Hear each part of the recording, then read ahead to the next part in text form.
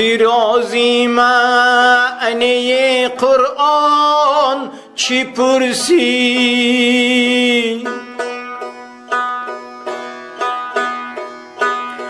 زیرا معنی قرآن چی پرسی؟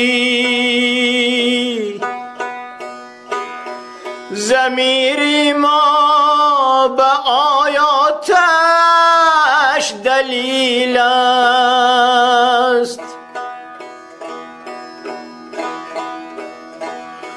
خیرد آتش فروزد دیل بسوزد.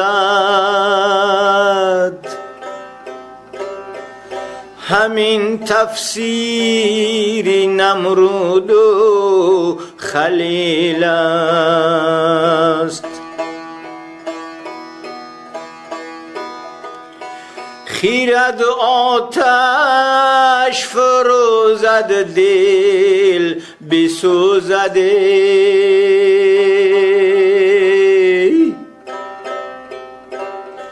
همین تفسیر نمرود و خلیل است.